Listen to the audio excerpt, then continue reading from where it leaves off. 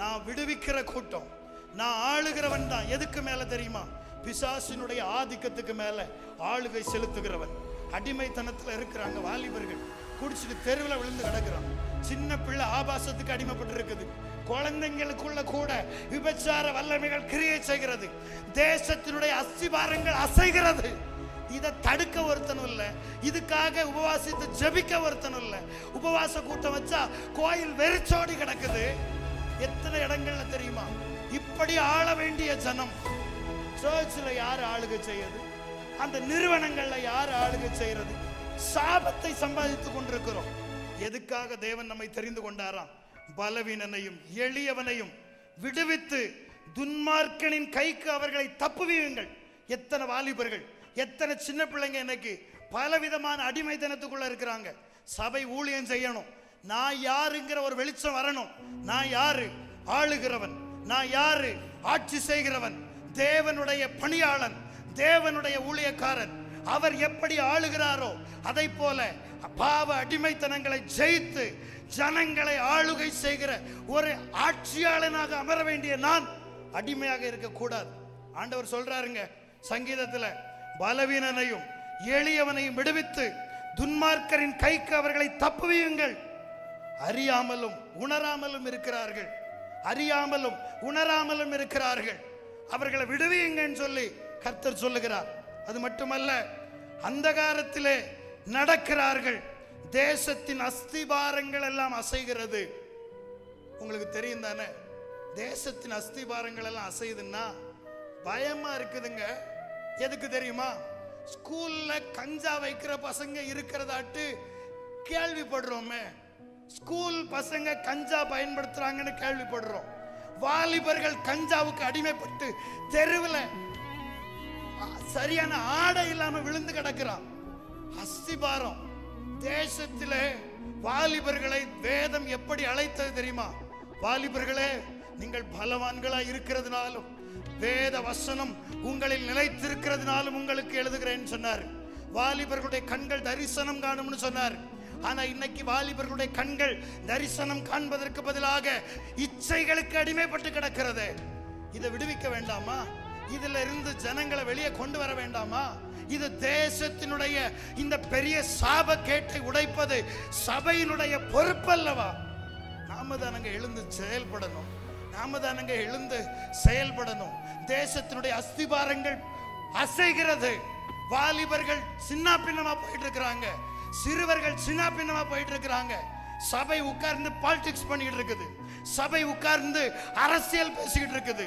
சபை உட்கார்ந்து இந்த ஆட்சியை கர்த்தர் விரும்புகிறார். யார் ஆளுகை செய்வது? வாலிபர்களை பாவத்திலிருந்து விடுவிக்கிற ஆட்சியாளர் யார்? பிசாசின் பிடியிலே அடைக்கப்பட்டிருக்கிற அந்த எளியவனை விடுவிக்கிற அந்த தேவர்கள் யார் என்று வேதம் அழைப்பு கொடுக்கிறது. ஆனா நாமளோ உட்கார்ந்து ஸ்கூல் என்கிற மேனேஜ்மெண்ட்டுக்கு இன்னுமாக சில ஸ்தாபனங்கள், அதுவும் அறியாமையின் இருளை அகற்றும்படியாக தேவன் நியமித்த ஸ்தாபனம்.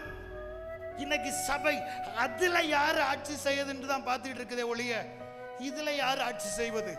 இந்த அடிமைப்பட்டு கிடக்கிற வாலிபனை அவனுடைய அடிமைத்தனத்திலிருந்து விடுதலையாக்கி பிசாசினுடைய அந்தகார வல்லமையிலிருந்து அவனை நான் வெளியே கொண்டு வந்து நான் அல்லவா ஆளுகை செய்ய வேண்டும், சபை அல்லவா ஆளுகை செய்ய வேண்டும். அதற்காகவே அழைக்கப்பட்டிருக்கிறோம். ஆமென் சொல்லுங்க. அதற்காகவே அழைக்கப்பட்டிருக்கிறோம். ஆனா நிறைய வேளைகள்ல பிசாசுக்கு மேல ஆளுகை செய்ய வேண்டியவர்கள் அற்ப குணம் உள்ள வருது, பண ஆசை உள்ள வந்து என்ன பண்றாங்க தெரியுமா? எத்தனை இடங்கள்ல நடக்குது தெரியுமா? எத்தனை திருச்சபைகள் நடக்குது தெரியுமா? அடிமைத்தன பிசாசுக்கு மேல ஆளுகை செய்யணும்னு இருக்க வேண்டிய சபை இன்னைக்கு நிறுவனங்களை யாரு ஆளுகை செய்வது?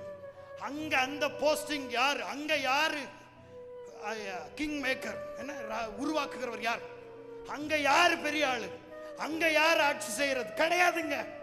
சபை இதுக்கு மேல ஆளுகை செய்யறதுக்காக அழைக்கப்பட்டது அல்ல.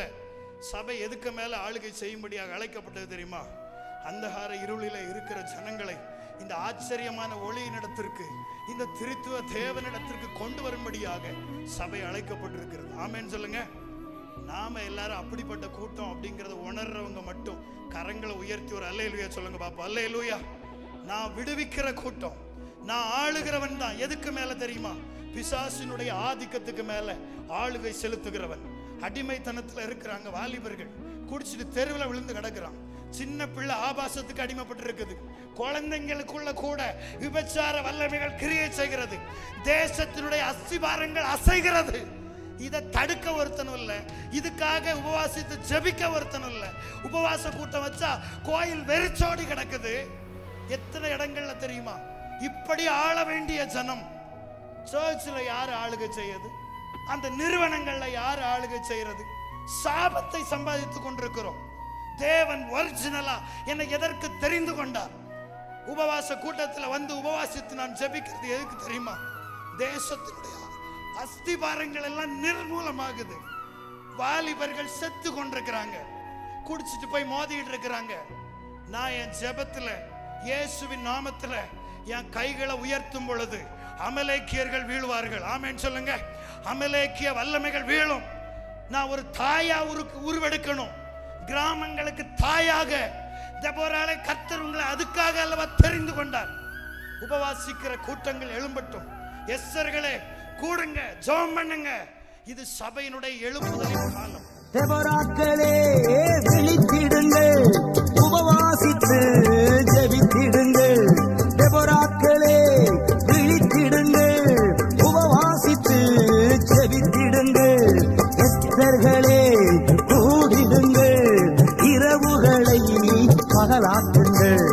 எஸ்தர்களே கூடிடுங்கள், இரவுகளை பகலாக்குங்கள். வாங்க எக்காலம் ஊதிடுவோம், எரிகோவை தகர்த்திடுவோம். கர்த்தரின் நாமம் உயர்த்திடுவோம், கல்வாரி கொடியேற்றுவோம்.